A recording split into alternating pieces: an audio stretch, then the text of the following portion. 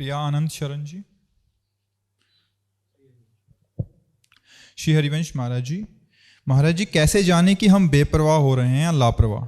आश्रय के नाम पर भजन में प्रमाद और अपनी लापरवाही को जब गुरु आज्ञा का उल्लंघन होकर मनमानी आचरण होने लगे तो समझ लापरवाह हो रहे हैं, और जब प्रभु के हर विधान में संतुष्टता और भजन की तरफ गति है तो जानना चाहिए बेपरवाह हो रहे हैं। समझ रहे? गुरु आज्ञा शास्त्र आज्ञा का उल्लंघन करके मनमाना आचरण की जब हमारी वृत्ति हो तो हम लापरवाह हो रहे हैं, ठीक नहीं है। और जब हमारा नाम जब चल रहा हो और प्रभु के द्वारा दिए गए विधान में संतुष्ट हैं, चाहे ऐसी परिस्थिति है, जैसा कष्ट में जीवन है, कोई निंदा कर रहा है, अपमान कर रहा है और हम मस्त हैं, तो हम बेपरवाह हो रहे हैं भरोसे पे लाडली के। और जब हम मनमानी आचरण कर रहे हैं तो लापरवाह, उसका दंड मिलता है और इसमें इनाम मिलता है दासता का। लाडली लाल अपने कुंज निकुंजों की सेवा परिचर्या करने का अधिकार दे देते हैं। समझ में? महेश श्रीवास्तव जी अफ्रीका से। सदगुरुदेव भगवान के श्री चरणों में कोटि कोटि प्रणाम। महाराज श्री, शरणागत मंत्र होठ बंद करके जपा जाता है, तो जैसे आप बताते हैं कि नाम पहले जिह्वा पर विराजमान होता है, फिर कंठ में आता है, फिर हृदय में समा जाता है, तो ये प्रक्रिया मंत्र के साथ भी संभव है? अब जिह्वा तो हिल रही, होठ बंद है, हम क्या जप रहे तुम नहीं जान रहे, पर ऐसा लग रहा है कुछ जप रहे हैं, तो जिह्वा तो काम कर रहे ना। अब मंत्र जब पूरा जिह्वा शांत चल रहा है, अब मानसिक चल रहा है, एकदम मानसिक में मन नहीं लगता, उसका एक क्रम है। पहले जो है जिह्वा के अग्रभाग को हिलाते हुए मंत्र जप करें, फिर जब कंठ से जपा जाता है तो जिह्वा का अग्रभाग ऊपर के दांत के तालू में लगा लिया जाता है।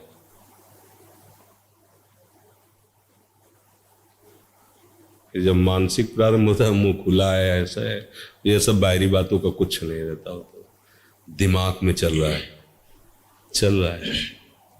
हम आपकी तरफ हिल रहे हैं, आपके चेहरे मंत्र दिखाई दे रहा है, इधर देख रहे हैं मंत्र दिखाई दे रहा है।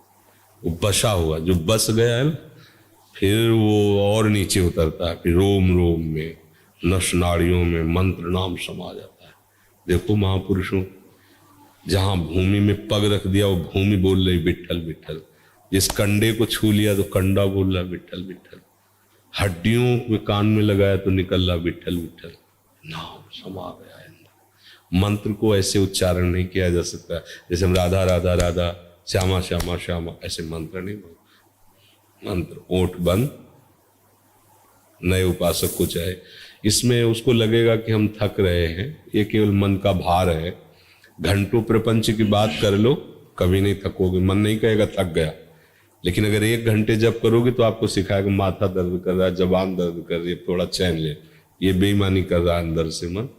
हम कह रहे 3-4 घंटे की फिल्म हो, आप बैठे हो, हजारों लोग बैठे हैं, आपको कोई परेशानी नहीं, 4 घंटे आप बढ़िया आराम से बैठ के देख सकते हो।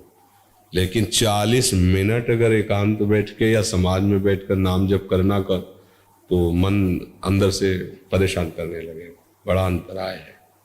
तो इसको संभाले मन को पहले प्रारंभिक, क्योंकि मानसिक प्रारंभिक जप में नहीं आता, ये तो सिद्ध कोटि के अंतर्गत आता है। जिसका मानसिक जप चलता है वो सिद्ध कोटि की अवस्था की तरफ पहुंच रहा है, उसका कोई प्रयास नहीं।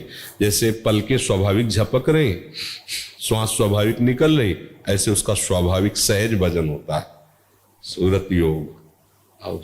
वो बात भी कर रहा है तो अपने प्रीतम में ही है। जैसे हम आपसे बात कर रहे हैं, पर आपका यदि चित्त विषयों में आसक्त है, संसार में आसक्त है, तो आप बात हमारी सुन रहे हो, लेकिन अंदर की रील वहीं चलेगी संसार में। ऐसे सिद्ध भक्तों की आंतरिक रील प्रिया प्रीतम में चलती है, श्यामा प्यारी में। बातचीत भले व्यवहार की चेष्टा करते नजर आवे, उठते बैठते खड़े चलते फिरते खाते पीते, हर समय उनका काम ही नारी प्यार जिम लोभी जिम प्रिय दाम। हाँ, ऐसे जैसे कामी पुरुष कोई चेष्टा थोड़ी करता है, अंदर से उसका चिंतन कामनी का होता है। लोभी पुरुष धन के लिए कोई ध्यान लगाना कुछ ऐसा नहीं, स्वाभाविक उसका ध्यान धन में है। ऐसे ही परम धन प्रियालाल में उपासकों का मन समर्पित हो जाता है। इसलिए प्रारंभ में मन को छूट न दे, उसका अभ्यास जरूर करावे। और जहाँ कोई थोड़ा भजन करने लगता है तो मन उसको शिक्षा देने लगता है। मानसिक में बहुत लाभ है, और जहाँ मानसिक में आप थोड़ा करेंगे तो भाग जाएगा, वो खत्म वो प्रपंच में। क्योंकि मन से भजन करने का मतलब ठीक मन पंगु होकर उसी नाम में लगे, उसी मंत्र में लगे। और जब मन में प्रेम का आवेश हो जाता है फिर सब साधनों का फल मिल जाता है, और निरंतर भजन स्वयं मन करने लगता है। अब स्वयं मन श्री कृष्णमय हो जाता है, स्वयं मन प्रेममय हो जाता है। इसका कुछ ऐसा, इसमें जो रंग डालो वही रंग हो जाता है। जैसे काम आएगा तो मन काममय हो जाएगा, क्रोध आएगा तो क्रोध में हो जाएगा, और अगर मन में नाम डाल दिया ना तो मन नाम में हो जाएगा। श्याम डाल दिया तो श्याम में हो जाएगा, राम डाल दिया तो राम में हो जाएगा। इसका स्वरूप ही ऐसा मन का है, इसमें जो पकड़ा दो वो वही अपने में तन्मय कर लेता है। समझ जी क्या होता है जब आंख बंद करके करते हैं तो अंदर जिब्बे चलाने की आदत बनी रही, खाली नाक में कंपन महसूस होता है और गले तक तो जाने की बात बहुत दूर की। हाँ, तो इतना भी काफी है। ये नाक के जो स्वर से कटाक्ष होता है ना मंत्र का, ये भी अच्छा है, ये भी अच्छा है। बस ओठ बंद है, ये भी है। इसका भी अभ्यास किया है हमने शुरू में, इसलिए इसका भी परिचय है। श्वास की कटाक्ष, जैसे मतलब वो मानो नाक से जैसे गुनगुनाया जाता है तो गुनगुनाने में आवाज बाहर आती है, पर वो अंदर गुनगुना रहा है मंत्र को। उस श्वास की हल्की कटाक्ष से मंत्र उच्चारण होता है। ठीक है, अच्छा है, करते रहिए। लाभ वृद्धि मंत्र पर हो या रूप लीला चिंतन? हमारा सबसे पहला उद्देश्य होना चाहिए संसार का चिंतन छोड़ना। समझ रहे हो? हमें लाभ वृद्धि में नहीं देखना। हमारा सबसे बड़ा लाभ है एन केन प्रकारेण संसार शरीर का भोगों का चिंतन ना हो पाए। अब वो हमारा मन निरंतर नाम में लगता है कि मंत्र में लगता है कि रूप में लगता है कि लीला में लगता है। एक रस ये रह नहीं सकता, क्योंकि सिद्ध पुरुष होने, सिद्धावस्था जब आ जाती है तो अगर रूप में डूबा तो कई घंटे रूप में डूबा है, नाम में डूबा तो कई घंटे नाम में डूबा हुआ है। लेकिन अपने लोग साधक हैं, तो इसीलिए अभ्यास योग युक्तेन, हमको ऐसे अभ्यास योग युक्त होना है चेतसा नान्यगामिना, कि हमारा चित्त कहीं और जाए ना। तो देख रहे हैं मंत्र से ऊब के भाग रहा है तो नाम में लगा दिया, नाम से भाग रहा है, सत्संग सुनाने लगे, स्वाध्याय में लगा दिया, सेवा में लगा दिया। हमको अभ्यास योग युक्तेन चेतसा नान्यगामिना, हमारा चित्त संसार में कहीं जा न पाए, पहले ये बात रखनी है। और जब संसार में नहीं जाएगा तो फिर प्रभु में जब रहेगा तो सब बराबर है। उन्हीं प्रभु का रूप है, उन्हीं प्रभु की लीला है, उन्हीं प्रभु का नाम है, उन्हीं प्रभु का धाम है। समझ रहे हो?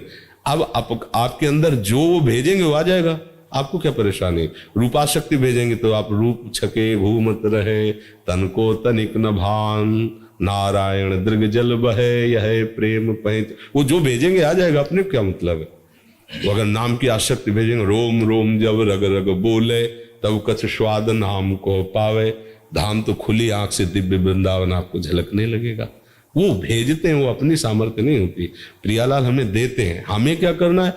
अभ्यास योग युक्त चेतसा नान्यगा, हमारा चित्त कहीं चलायमान न हो, केवल एक प्रभु के नाम रूप लीला धाम, किसी में भी लगे। अभी हमारी प्रधानता इसमें लगे नहीं होनी चाहिए, हमारी प्रधानता इसमें ना लगे। संसार शरीर संबंध इसकी याद ना आवे, पहले इस पे आना चाहिए। समझ रहे ना? मूल प्रश्न यही है कि हमारे पास संसारिक काम करने के बाद जो हमारे पास 4-5 घंटे मिलते हैं तो उसमें हमारी असल बात, संसारिक काम को भागवतिक बिना बनाए बात नहीं बनेगी। अगर आप उसको संसारिक ही रखेंगे तो मतलब अधूरा रहेगा काम। हमें वो समय भी सार्थक करना है। देखो, जो काम हम करते हैं उसका हमारे अंदर संस्कार पड़ता है। जैसे आप 8 घंटे संसारिक काम किए, वो माना ये संसारिक काम है, और उसमें आप सावधान नहीं रहे, नाम जप नहीं किया, तो अब 2 घंटे जो आपको मिलेंगे ना, तो चाहे जितने चतुरता करो, वो 8 घंटे की रील 2 घंटे आपको चला के दिखाई जाएगी। आप लड़ते रहो, उस समय ना रूप का स्वाद होगा ना नाम का स्वाद होगा, केवल लड़ाई होती रहेगी। क्योंकि वो 4 घंटे 8 घंटे जो उसने सीन ली है ना, वो बड़ा चतुर है मन, वो वही भेजता रहेगा। उसने ऐसा क्यों कहा, ऐसा उसको किया, वैसा वैसे, वो चलाता रहेगा। अगर उसे भागवतिक माना, प्रभु में समर्पित कर दिया, तो उसकी पहचान है कि उसकी याद नहीं आनी चाहिए जो 8 घंटे किया। अब जो करना है, चाहे रूप में डूबो चाहे नाम में डूबो, बात समझ में आ रही है अच्छे से अंदर से। उसको जो समय आप संसार में व्यवहार में देते हैं, देना ही पड़ेगा। सबको देना पड़ता है, चाहे जितना बड़ा महात्मा हो उसको दर्शन देने के लिए आना पड़ता है, उसको सबसे बात करनी होती है, वो सबके दुख सुख की बातें पूछ करके उसको प्रभु में आकर्षित करता है, ये उसकी सेवा है। पर वो किसी से राग नहीं करता। आपके जाने के बाद आपकी अगर झांकी हमारे मन में आ गई, इसका मतलब हम आपसे राग करते हैं। आपके हटने के बाद जहां हम हैं वहीं होनी चाहिए। अगर आपकी याद आई है तो कोई ना कोई त्रुटि हो गई आपसे हमारी, तभी आपकी याद आएगी। क्योंकि प्रेम जो होता है वो सच्चिदानंद प्रभु में होता है, राग जो होता है वो पांचभौतिक रचना में होता है। पांचभौतिक रचना की कोई भी याद आना वो राग की सूचना है। यदि प्रभु के संबंध से है तब तो ठीक है, और अगर ऐसे याद आती है तो वो राग है, और जहाँ राग है वहाँ फिर अनुराग का मार्ग बाधित करने वाला है। क्योंकि ये राग जब वैराग्य में बदलता है तभी अनुराग का प्रादुर्भाव होता है। समझ पा रहे हैं आप जी? महाराज जी, नाम या मंत्र जप में संख्या की अपेक्षा उसके चिंतन की प्राथमिकता है। हाँ, यही। तो जैसा कि पूर्व में सुना है कि निज मंत्र के लिए 18 लाख जप होना चाहिए, तो उसका निर्वहन कैसे होगा महाराज? हाँ, मतलब उसका निर्वाह का मतलब है आदमी को लगाना, समझो। नहीं, 18 लाख जपने के बाद वो अधिकारी नहीं बन जाता, उसको केवल लगाना है। अभी 5 मिनट में निज बन सकते हो, 5 मिनट में। 18 तो लाख बहुत। 5 मिनट में अंदर से आर्त भाव से हुआ कि लाडली मैं साधनहीन, आपके गोरे चरणारविंद के सिवा मेरा कोई नहीं, अच्छे से टसक आ गए, आप निज बन गए, निज मंत्र के अधिकारी हो गए।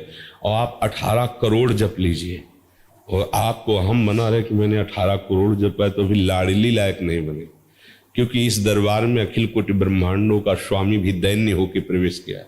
वहाँ श्यामा जी की कृपा को रो ताकता रहता है ना?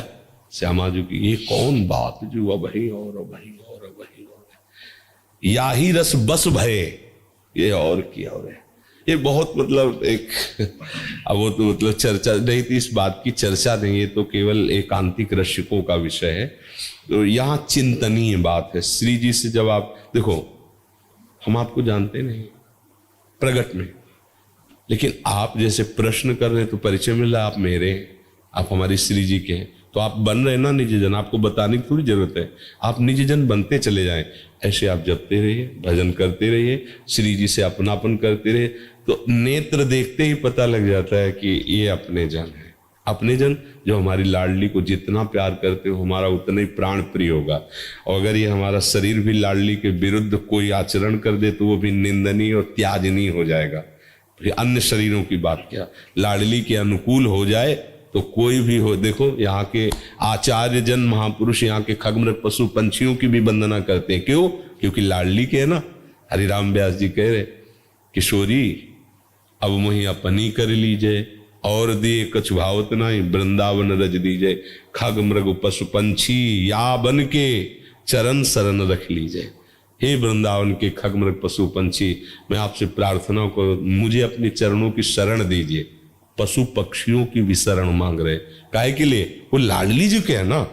तो जो लाडली जी का है वही अपना बंधनी है, अपना प्रियजन है। और जो लाडली जी से परिचय नहीं, तो कोई भी हो, चाहे वो भगवान की कोटि का हो, तो भी हमारा परिचय उससे नहीं होगा। तो हम जितना लाडली जी से अपनापन करते जाएंगे, जैसे समझना है कि हम एक नियत संख्या 18 लाख का लक्ष्य बना लिया। अच्छा, हमारा शरीर संबंधी भोगों से वैसे ही प्रीता है, हम ड्यूटी की तरह 18 लाख पूरे कर, तो आप निज नहीं हुए। और अभी इसी क्षण से आपके मन में आ गया सब नाटक चल रहा है माया का। लाडली, सत्य संबंध तो आपसे ही था, आपसे ही है, आपसे ही रहेगा। आज से मैं स्वीकार करता हूं कि गोरे चरणारविंद के सिवा मेरा को अभी निज की तरफ आपका प्रवेश होना शुरू हो गया। दोनों बातें पर ध्यान देना है। संख्या पर ध्यान रहा और संबंध बने रहे संसार के, तो वो संख्या हमारे काम में नहीं आई। और संबंध पर ध्यान रहा, संख्या को भूल गए, तो आप हमारे काम के हो गए हो। समझ रहे ना? आप चलते रहिए, वो सर्वज्ञ है, जिस क्षण चाहेंगे बरसाने में कमी नहीं रखती। बरसंत में सहजा अद्भुत सुख की वर्षा उनके चरणों से होती रहती है। निश्चिंत रहो, संशय न करना। पता नहीं जान पाएंगे कि नहीं जान पाएंगे कि हम इनके मंत्र कितना जपे हो, पता नहीं निज मंत्र मिलेगा। आप जब निज हो जाओगे ना, तो निज मंत्र आके आपको हृदय में मिल जाएगा। वहीं हृदय में। मान लो आप जैसे दूर देश में रह रहे हो, शरीर छूटने का समय आप निज हो चुके हो, तो वहीं गुरु पहुंच जाएंगे, वहीं मंत्र दे देंगे, वो बात केवल तुम ही जानोगे, समाज थोड़ी जलेगा। इसलिए निश्चिंत रहो। दीपाली जी। श्री हरिवंश महाराज जी, आपके चरणों में कोटि कोटि प्रणाम। महाराज जी, जीवन में राधा नाम लेने से पहले कुछ ईर्ष्यावश या जानबूझकर हुए अपराध क्या करके प्रायश्चित किया जा सकता है? देखो, अपराध का मतलब होता है अज्ञान स्थिति। किसका प्रश्न है? अज्ञान स्थिति, भूल स्थिति। भूल जो हमें नहीं, मान लो जानते भी हैं लेकिन हम कर बैठे हैं, तो वो जानना भी अज्ञान ही है। उसे ज्ञान नहीं, ज्ञान तो तब माना जाता है जब हमने जान लिया गलत है और फिर नहीं किया। तो वो जान करके भी जो गलतियां होती है वो अज्ञान ही है। उसे मान लिया कि हम जान रहे। जैसे स्वप्न में एक और नया स्वप्न देखा कि हम जग गए फिर कहीं गए थे, वो देख रहे स्वप्न में, ऐसे ही। तो सब गलतियों को माफ करने के लिए एक ही बात है कि जो हम गलती जानते हैं उसे दोबारा पुनरावृत्ति ना करें। यही सबसे बड़ा प्रायश्चित है कि हम उसमें ज्यादा हाय हाय करने की जरूरत नहीं। पीछे गलती में समय गया और हाय हाय में समय चला जाए, नहीं। राधा राधा राधा राधा राधा, जो गलती हुई माना गलती हुई, अब आगे वो दोहराएंगे नहीं। अगर फिर कभी हो जाती है फिर हम उसको, और फिर राधा राधा। ये बहादुरों का मार्ग। अब ऐसा नहीं कि तुम बहुत बड़े योद्धा हो तो तुम्हारे घावा ही नहीं होगा। युद्ध क्षेत्र में आए हो तो सैकड़ों प्रहार करने वाले हैं, प्रहार करेंगे, घाव हो जाएगा। तो आप इतनी ज्यादा माथापच्ची नहीं लड़ानी कि ऐसा क्यों। अच्छा, ये ऐसे बलवान योद्धा है, कोई साधारण तो है नहीं। काम क्रोध लोभ मोह मद मत्सर, ये ऐसे महान योद्धा हैं कि पूरे विश्व को परास्त किए हैं, और आप इनको परास्त करने के लिए हरि के बल से चले। तो ऐसा नहीं कि आप बिल्कुल कोरे निकल जाएंगे, दो चार तो घाव होंगे ही होंगे। उसी को हम गलती कहते हैं। जहां हम फिसल जाते हैं उसी को गलती कहते हैं, चूक हो जाती है। तो हमें कोई बात नहीं है जहां गलती, हमारी बात को अन्यथा न लिया जाए। जहां गलती हुई है तो गलती के समय में हम भगवत विस्मृत रहे हैं, इसीलिए गलती हुई है। उसकी मेन कमजोरी, उसकी मेन गलती, हम प्रभु से महत्व हटाकर किसी भोग वस्तु व्यक्ति पर महत्व कर लिया, तभी हमसे गलती होती है। अब हम उसका सुधार करें। क्या हाय हमसे ऐसा क्यों हो गया, ये सेकंड गया, अब इसका क्या प्रायश्चित होगा? राधा राधा राधा, इसी गलती से वहां गलती हुई थी जो भगवत विस्मरण हो गया। जितनी भी गलतियां होती है उसका सबका कारण मुख्य होता है भगवान का विस्मरण होना। प्रभु का कहे हनुमंत विपदि प्रभु सोई, जौ तो सुमिरन। अब हमको उसको समय नष्ट नहीं करना कि क्या हुआ था। अब 10 मिनट उसके विषय में चर्चा हुई, उसके विषय में सोच विचार, तो गया ये समय गया, और आगे के लिए संस्कार तैयार हो रहे हैं। हमारे जो 10 मिनट में उसका चिंतन हुआ ना, नवीन संस्कार वो आगे गिराने के लिए तैयार हो। हमें इस दुश्मन को मौका नहीं देना, उसकी याद ही खत्म करनी है। जो पीछे हुआ उसकी याद ही खत्म करनी है, और श्री जी की याद हमें बढ़ानी है। श्री जी की जब याद रहेगी तो कोई पापी नहीं होगा। ये काम तभी होता है, कोई भी गलती पहले चिंतन होता है उसका। आप देखना, कोई भी पाप कर्म करने के पहले उसका चिंतन होता है, चिंतन से उसका संकल्प बनता है, संकल्प से फिर क्रिया होती है। इतना लंबा चैप्टर तुम सह गए, अरे जब स्फुरण हुआ था उसी समय गला दबा देते तो सब बात बन जाती। तो क्यों नहीं दबा पाए? क्योंकि गला दबाने की ताकत आती भजन से, और वो है नहीं। तो किसी से भी गलती हो सकती हो, उस गलती को तो ऐसे मिट्टी डालो, आगे बढ़ो। राधा राधा राधा राधा राधा राधा राधा। जहां अगर फिर चूक हो जाए, देखो इसमें बहुत बड़ी मंजिल है, ये बहुत बड़ी चढ़ाई है। कह दो आज से हम कसम खाते नहीं होगा, तुम्हारी कसम नहीं चलेगी। जब तक तुम्हारी उसमें सुख बुद्धि है तब तक तुम्हें गिरना ही होगा। जब सुख बुद्धि कैसी बदलेगी? बमन विष्ठा की तरह है। अब जैसे कोई बढ़िया खीर बना के दो, कान में आके कोई विश्वसनीय आदमी कहते खाना मत, जहर है, अब आप नहीं खा सकते, उसमें किशमिश चिरौंजी सब पड़ी नहीं। ऐसे गुरुजनों ने बता दिया कि ये माया जनित जितने भोग हैं ये सब विष के समान है, इनको मत खाना। तो ब्रह्मादिक के भोग सब विषम लागत ताई, नारायण ब्रज चंद की लगन लगी है जाए। इसलिए सबसे बड़ा प्रायश्चित है कि हम भजन नहीं छोड़ेंगे, सावधान रहें, कोई गलती नहीं करेंगे। अगर हो जाती है तो हमें ज्यादा उस प्रपंच में नहीं फंसना, आगे बढ़ो, आगे बढ़ो, नाम जप करो। उसके प्रपंच में फंसने से तुम्हारा उत्साह नष्ट हो जाएगा, भगवत भजन का, भगवत प्राप्ति का। और ये हम कभी उपासक के अंदर नहीं चाहते। उत्साह नहीं नष्ट होना चाहिए। 1000 बार गिर जाएंगे तो 1001 बार फिर हम कमर कसेंगे। इस जन्म में हम प्रिया प्रीतम को प्राप्त करके रहेंगे, चाहे हर कदम पे हम गिर जाए, हर कदम पे हम कोशिश करेंगे कि आगे ना गिरे, फिर भी गिर जाए तो बिहारी बिहारी जो जाने हमारे कदम पीछे नहीं जाएंगे। ये बात स्वीकार करना है। अब तो गलती हो गई, अब क्या होगा, अब तो जीवन नष्ट हो गया, तो क्या मन सिखाएगा, फिर तो यार इधर ही उतरो, ऐसा सिखाए नहीं। कोई कह दे कि 100 बार गिर चुके, अब क्या होगा, तो हम तो 1001 के ऊपर कह रहे हैं, फिर भी हम चलेंगे। हम ये गलती का बढ़ावा नहीं दे रहे, हमें अपने जीवन को व्यर्थ नहीं जाने देने का उद्देश्य बनाए। उद्देश्य में बहुत बड़ी ताकत होती है। एक संत बहुत निराश हो गए थे, ये वही जानता है जो भगवत मार्ग का पथिक है, बाहर से तो क्या है। अच्छा, जैसे मान लो गृहस्थी में आप 40-50 वर्ष व्यतीत किए, अब आप कौम ब्रह्मचर्य हैं, अच्छा है, पर आप उस पीड़ा को नहीं जानते हैं जो 16, 17, 18, 20, 22, 25 में उसने सही है, क्योंकि उस समय आप विषयों में खेल रहे थे। अब आप पीड़ा अपनी वो जो अशुभ संस्कार हैं उनकी सहो, लेकिन वेग तो आप में वो तो सब। अब उस उपासक को पूछो जो बचपन से भगवत मार्ग में उसको सहते चला रहा है, अब 10 वर्ष सहा, जरा फिसल गया, अब क्या करें। वो 10 वर्ष से संयम से चल रहा था, 10 सेकंड में क्या हो गया, अगर उसे आत्मबल नहीं मिलेगा तो वहीं टूट जाएगा। अब 10 वर्ष चढ़ते हुए दम से नीचे आ गया, अब फिर 10 वर्ष इतनी चढ़ाई में लगेगी। इसीलिए सत्संग की अत्यंत अनिवार्य। 1 सेकंड में उसको बलवान बना, कुछ नहीं, ये सब भ्रम, ये सब असत, तू आगे बढ़। वो अगला कदम बढ़ा, फिर अरे अब तो तुम तो गए, बेकार हो गए, भ्रष्ट। ये नहीं, हमें कभी भी कोई प्रिया प्रीतम से विमुख नहीं कर सकता। जोर लगा के देख लो, तू काम, क्रोध, लोभ, मोह, मत सब आक्रमण कर। मैं नहीं कहता कि मैं तेरे पर विजय प्राप्त करूंगा, पर मैं जरूर कहता हूं कि श्यामा श्याम को नहीं छोड़ सकता। जहां भी जाऊंगा, जो भी करूंगा, श्यामा कुंज बिहारी बोलूंगा, राधा वल्लभ सिंह हरिवंश बोलूंगा। तू बिगाड़, बनाने वाला मेरे साथ बिगाड़।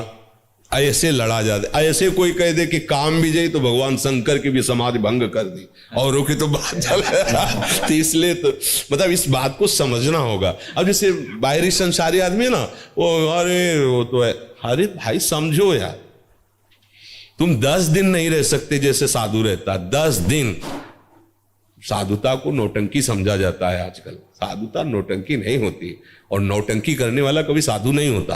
दोनों बातें एक अलग अलग। साधुता ऐसी बिल्कुल चढ़ के मैं अंतरंग पर चली वो पावक माए, वो प्रकाशित होते हैं तो लोग फिर अरे कितना माल टाल है बाबा के पास, कितनी, बाबा की कमाई को तो नहीं देख रहे हो केवल समझते ना कि बाबा लोग हराम का खाते, अरे जाल जाओगे तो भाई होश उड़ जाएंगे। क्या मन को मार, तुम्हें सब सुविधा दे दी जाए, केवल तुम्हारी वासनाओं की पूर्ति में बाधा डाल दी जाए तो आप छोड़ के भाग जाओगे, छोड़ के रात में भाग जाओगे। बढ़िया कमरा, एसी रूम, बढ़िया भोजन, हर व्यवस्था, चुपचाप भाग जाओगे, कोई जान न पावे, मुंह ढक के भाग जाओगे कि मतलब रह नहीं पाओगे।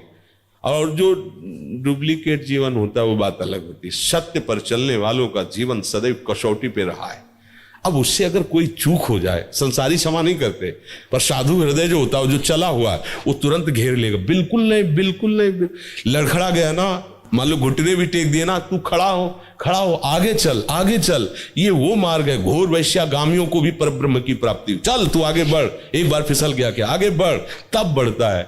नहीं अरे अब तो क्या, संसार तो ऐसा है ना, 50 वर्ष संयम से चला है, एक बार कहीं घुटने टेक दिए, बलवती माया भगवान की है, बड़े बड़े शिव बिरन जी का मोह है, तो साधक क्या चीज है, अब सब टूट पड़े। अरे ऐसा नहीं, कोई साधु हृदय साधक ही जानता है कि कितनी चढ़ाई है। सैकड़ों बार फिसलने के बाद अभ्यास होता है कि यहां कितना पंजा जमाना चाहिए, यहां कितना पैर जमाना चाहिए। पहले ही अभ्यास में वो नहीं पर्वत चढ़ जाता कोई, उसके लिए उसको गिर के ज्ञान आता है, अच्छा यहां हमसे चूक हो गई, यहां हम इधर देखने लगे तो फिसल गए, अब नहीं देखना है, अब सीधे चलना है। फिर आगे को कोई मंजिल है, शायद उसी स्टेप में गिर जाए। तो साधक को कभी नहीं परास्त होना चाहिए। कोई एक बात में निशानेबाज नहीं बन जाता है तो भैया बंदूक लियो, पकड़ा, वो सीधे निशाने पे ठोक दिया, ऐसा नहीं। वो अगर ऐसा किया है तो उसने वर्षों अभ्यास किया है। जन्म जन्मांतरों से जो महात्मा अभ्यास करते चले आ रहे, पता लगा बचपन से ही जितेंद्री, बचपन से, वो बचपन से नहीं है, वो कई जन्म से चली आ रही उनकी अभ्यास साधना की। तो अपने लोग अगर कहीं फिसल जाते हैं तो डरने की बात नहीं है। हाँ, प्रभु से क्षमा मांग के फिर आगे बढ़ो। परमार्थ का मार्ग बहुत ही सुदृढ़ विचार वालों का है।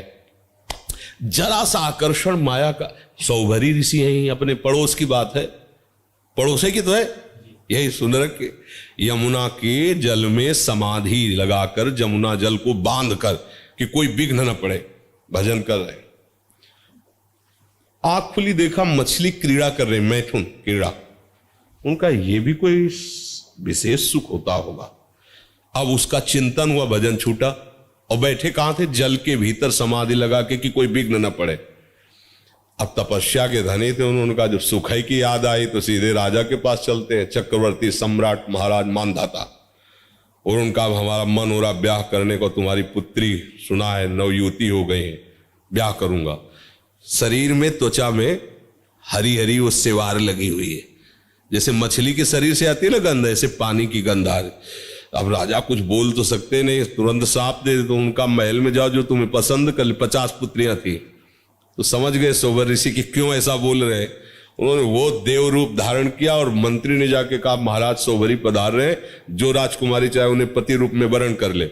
50 ने देखा, दौड़ पड़ी, हम पति 50 से ब्याह कर लिया, 50 से पूरे से।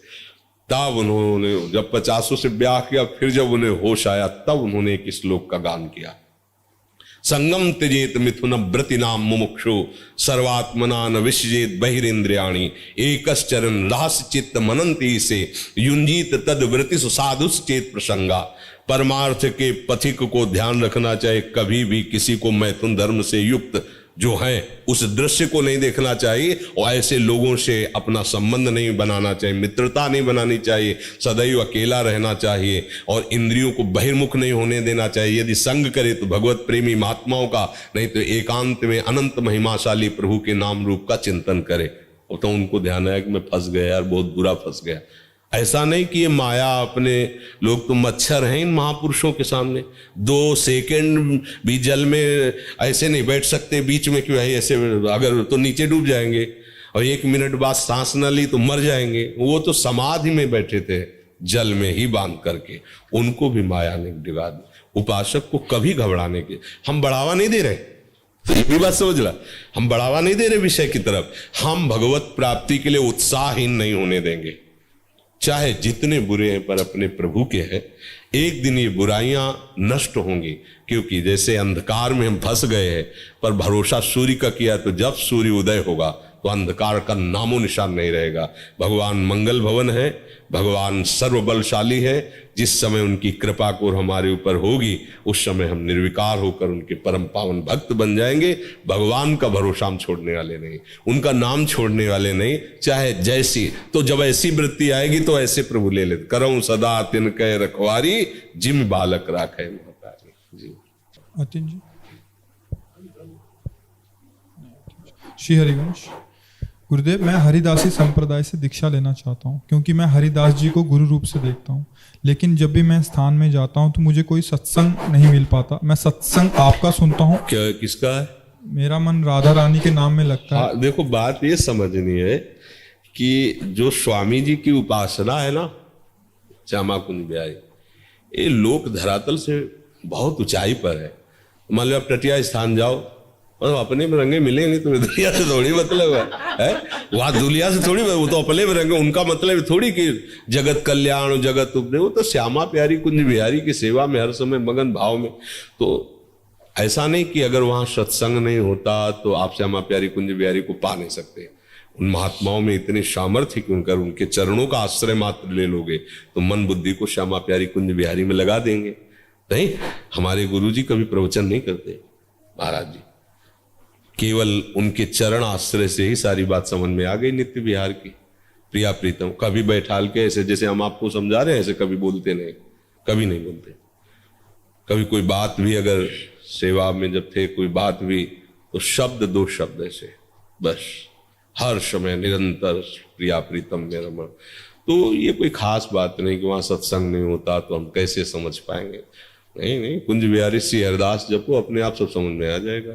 केलीमाल जी का पाठ करो और रसिकों का संग करो, चरण रज का सेवन करो महात्माओं की। ये सामर्थ्यशाली महात्मा है, इनके वचनों की तरफ मत देखो, हाँ, इनकी चरण रज की तरफ देखो, इनकी चरण रज में वो सामर्थ्य कि श्यामा प्यारी कुंज बिहारी से अनुराग हो जाएगा, प्रवचन की जरूरत ही नहीं है। समझ में आ रहा है? हाँ अमित जी,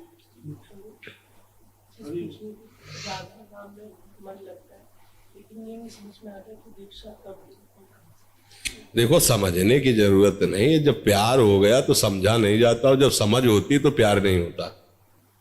जब बुद्धि काम करती तो ये डिपार्टमेंट जो दिल का है ना, वो छुपा रहता है, और जब दिल काम करता है तो डिपार्टमेंट बंद हो जाता है। बस दोनों तुम मत चलाओ, इसीलिए तुम परेशान हो रहे हो। तुम्हारे दोनों चल रहे हैं, दोनों मत चलाओ। एक डिपार्टमेंट को गौड़ करो, एक प्रधान करो। जब दिल ने स्वामी हरदास जी को पसंद कर लिया तो फिर अब कोई परवाह नहीं। नरक मिले स्वर्ग मिले, क्या बोलूं क्या पढ़ूं क्या समझूं, सब छोड़ो। जो श्री हरदास चाहेंगे वही होगा। श्री हरदास श्री हरदास श्री हरदास रटो, हो जाएगा सबका। अब पसंद है ये, देखना वो चाहते, सुनना वो चाहते हो, ब्याह उससे करना चाहते, ये सब बातें ठीक नहीं है। जिससे ब्याह करे वही घर पसंद होना चाहिए, और उसी के सब स्वभाव और आचरण पसंद होने चाहिए। एक का वर्ण करो, मन वचन कर्म से उसकी मित्रता को स्वीकार करो, बात बन जाएगी। समझ में आया जी? महाराज जी, हम अगर श्री 84 जी में दिए गए पदों के अनुसार मन से लीला बनाकर स्मरण का अभ्यास कर सकते हैं, उस समय में हमें साधना में सफलता मिलेगी क्या? पूरे शरीर में सहचरी भाव बनाना मुश्किल लग रहा है। पूरे शरीर में, पूरे शरीर का त्याग करना होता है यार। कुछ लोग ऐसे लेते हैं, लाली लिपस्टिक चोली लगता है, ये सब ड्रामा है। एक स्थिति परमहंसों की अंतिम भूमिका, ये जो सहचरी भाव है, बड़े बड़े परमहंसों से भी अगोचर स्वरूप। जैसे ना दास शांत भाव, दास्य भाव, शक्य भाव, वात्सल्य भाव, गोपी भाव, फिर सहचरी भाव, चरम अवस्था का है स्वरूप।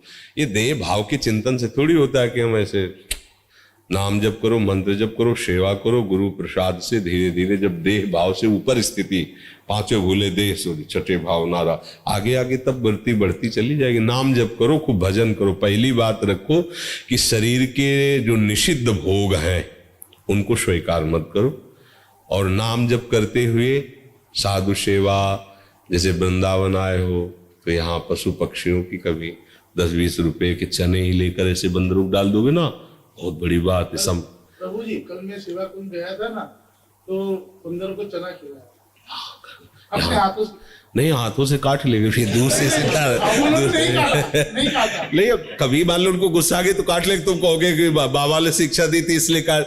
दूर से ऐसे मतलब हम इसलिए कहते हैं ना कि गृहस्थ हो, कुछ ऐसे सेवा कर दी और नाम जप करो, भजन। ये भाव, सहचरी भाव ऐसे नहीं है कि हम ऊपर से सोए, ऊपर वाला नहीं। स्थूल शरीर, सूक्ष्म शरीर, कारण शरीर, तीनों शरीरों का त्यागी तब सहचरी भाव की तरफ प्रवेश पाता है। तुम समझते हो स्थूल शरीर को सहचरी भाव, स्थूल शरीर, सूक्ष्म शरीर, कारण शरीर, तब उसे भाव दे के। ये बहुत बड़ी अवस्था है, इसीलिए गुरु प्रसाद से आती है।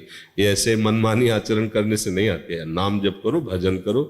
और 84 जी या केलीमाल जी, इनके पदों के चिंतन करने का अधिकार अभी नहीं है। अभी तो केवल गान करो, खूब मंत्र जप करो, सेवा करो, कभी कभी भागवत पढ़ा करो, श्रीमद् भागवत।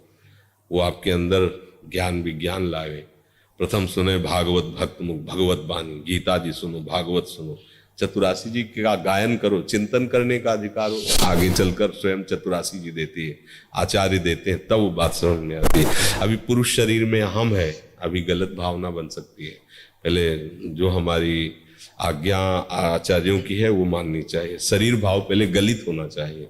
अभी तुम पुरुष शरीर में, अगर कहीं ऐसी वैसी बात मन में अटक गई तो फिर गड़बड़ हो जाएगा। आराध्य देव के प्रति दोष दर्शन होने लगेगा। इसलिए